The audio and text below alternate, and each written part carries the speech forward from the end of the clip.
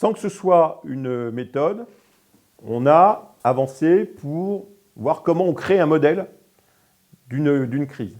Donc pendant cette phase particulière, on va rassembler des connaissances, on va définir des grands sujets, on va faire du brainstorming, on va choisir, on va décrire chacun des acteurs, définir la nature des liens, et puis, par approche successive, simplifier, jusqu'à avoir un modèle qui signifie quelque chose.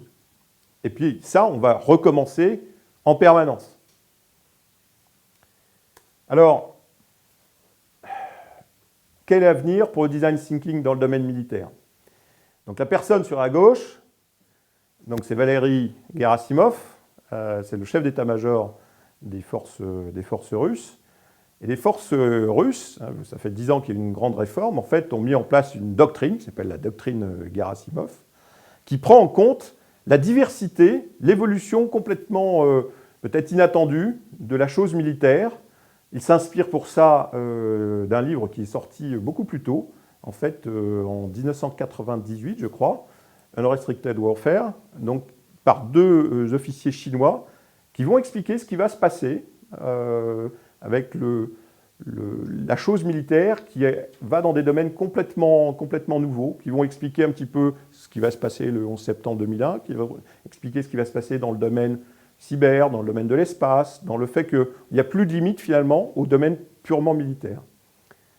Et le général Gerasimov va utiliser cela. Ce que vous avez pu voir en Ukraine, ce que vous pouvez voir actuellement dans les pays baltes, ce que vous pouvez voir dans d'autres zones, c'est l'application de la doctrine Gerasimov.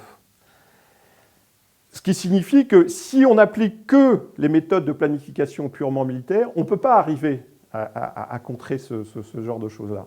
Et donc le design thinking devient absolument essentiel et il est appliqué finalement par les stratèges chinois, par les stratèges russes, par évidemment les stratèges de Daesh.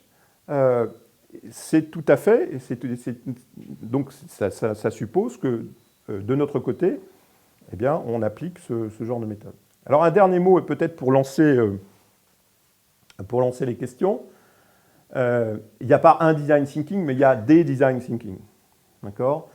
Et vous avez vu un certain nombre de similarités, l'humilité, l'utilisation de méthodes, pas de méthodes, mais de moyens aidant la créativité. Mais en même temps, comme je l'ai dit tout à l'heure, les militaires, ils ont besoin qu'à la fin, il y ait un plan. Hein. On peut pas. Voilà.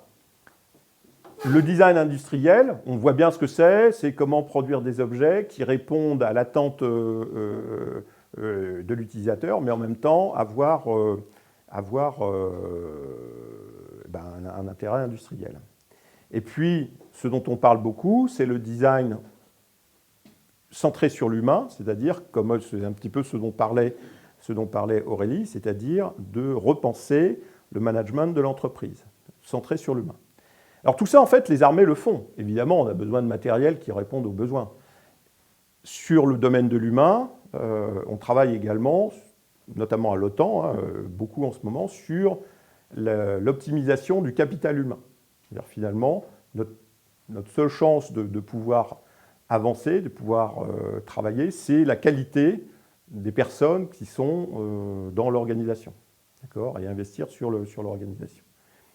Et en même temps, le design militaire a sa propre spécificité, comme je vous l'ai expliqué, parce qu'il doit aboutir quand même à des ordres et qui engagent évidemment la vie de nos soldats.